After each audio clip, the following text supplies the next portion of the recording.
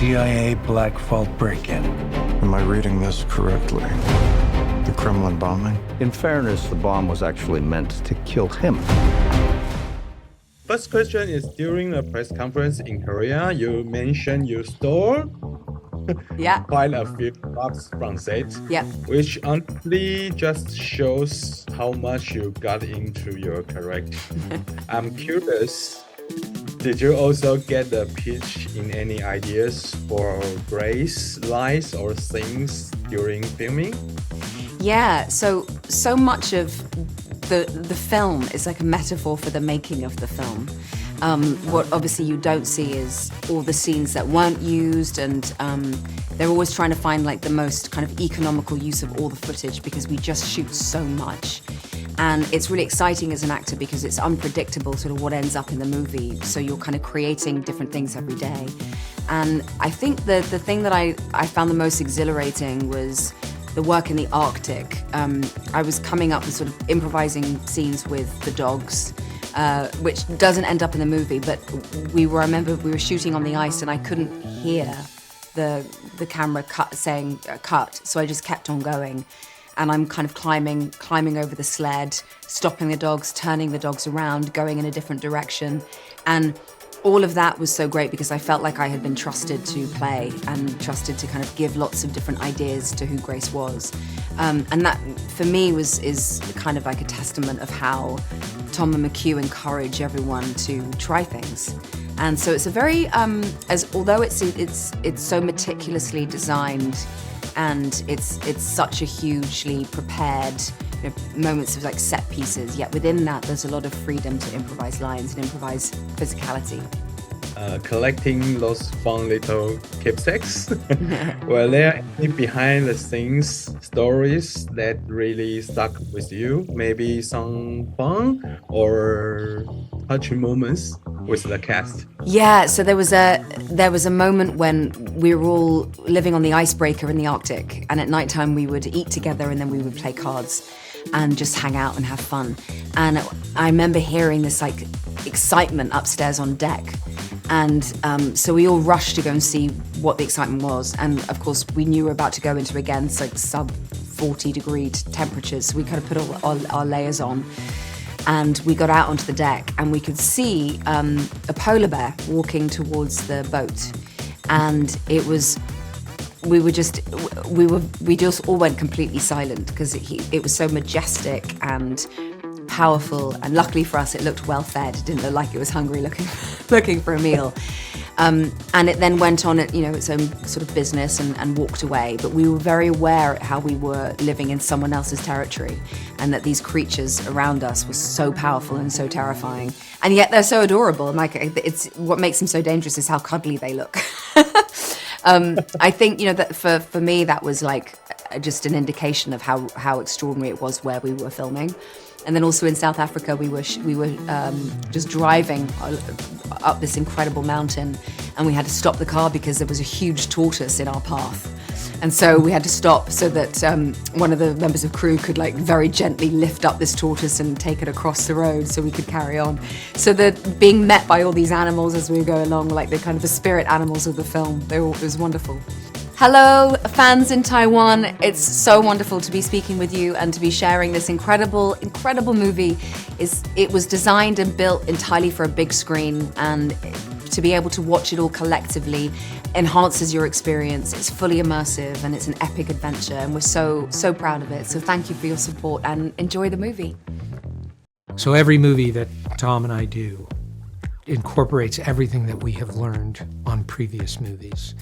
And what you're going to be seeing with Mission Impossible: The Final Reckoning is the culmination of everything we have learned over the course of working together for 18 years, taken to its absolute extreme. I like to describe my working relationship with Tom as one long conversation about movies that's occasionally interrupted by production.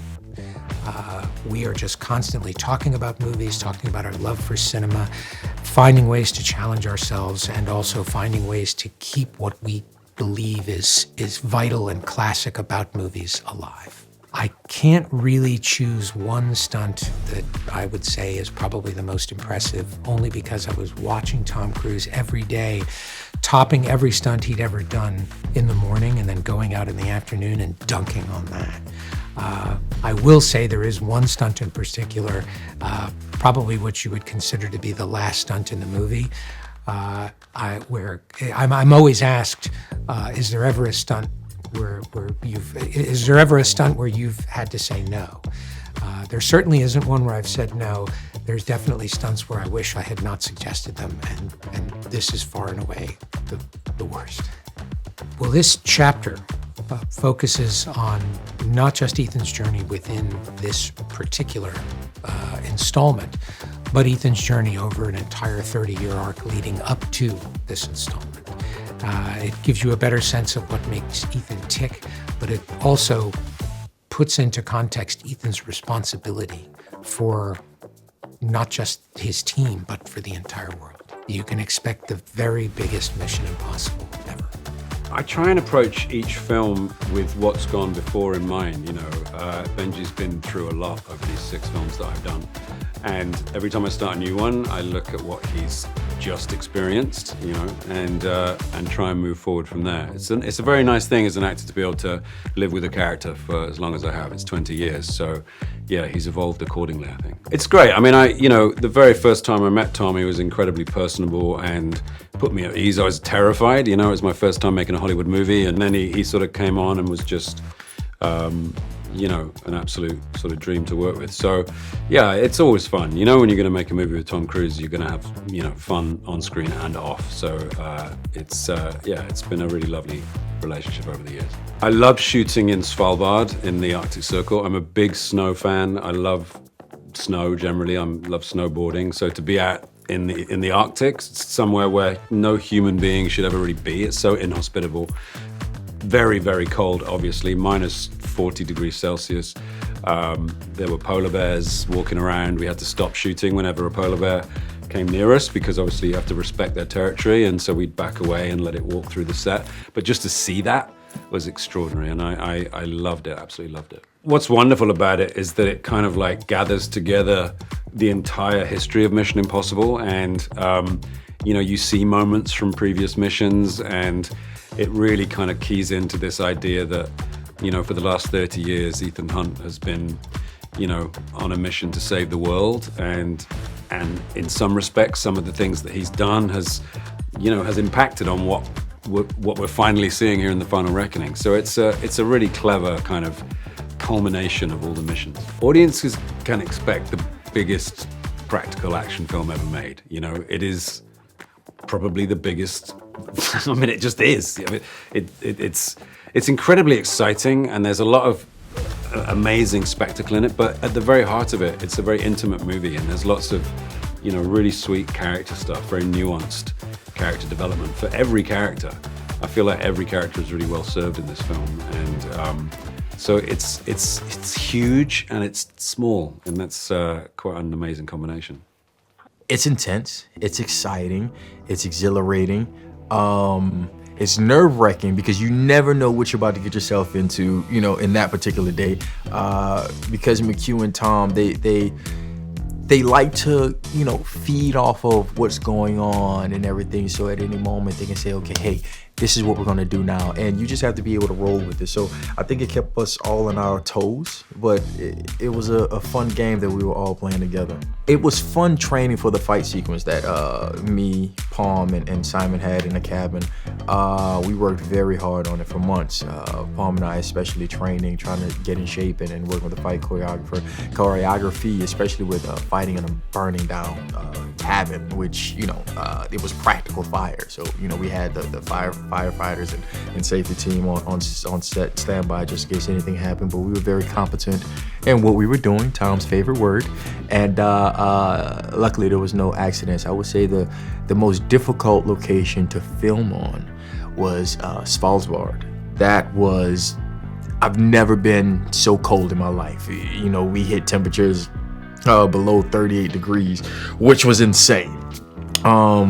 So that was a huge challenge for us, but it was a beautiful place to shoot in, and you can see the scale of it on screen. So I'm glad we got a chance to actually shoot in that location. It makes my job easy when I'm working with people who know what they're doing, you know. I trust them, you know, not just Tom and McHugh, but the rest of the crew, that they're gonna light us well, that we're gonna get the good shots, because the things that we do in these movies, it can be very taxing on your body, because it's just an action film. You can expect the ride of your life. You can expect a story that kind of bookends a lot of open questions from the previous 7 films. You can expect a character-driven story with Ethan characters and some new faces who are teaming up with Ethan, and we'll see where it goes. It was great, and also, you know, we spent so much time together with the cast and crew that, you know, it's like a big family traveling from country to country, so it was amazing to get back to work with them, you know? You know, we were trained to be ready for anything, so we did so much training with Wade Eastwood, the stunt coordinator, and the whole stunt team.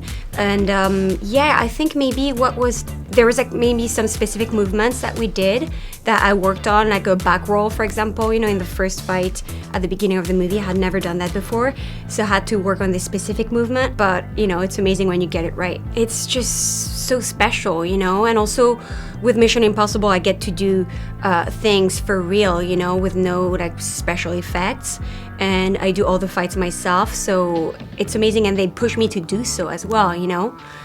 So yeah, I love that. I mean, when we were in the Arctic, it was so cold. But it was so beautiful too, and there were some polar bears also, so that was cool. Far away, they were not too close. This movie is mind-blowing. It's just epic. Tom does incredible stunts in the sky, underwater. I have some amazing fight scenes too, with fire around. What else? There is so many incredible characters in the movie. I'm excited because I got to do some scenes with Simon Pegg too, and yeah, what else? The movie's so rich. It's so hard to pinpoint something, you know, one particular thing. Your team has been betrayed, Ethan. All your secrets compromised. Everything you are, everything you've done has come to this. You gave him an aircraft carrier? Our lives are the sum of our choices. This is your calling, your destiny. I have no regrets. Neither should you.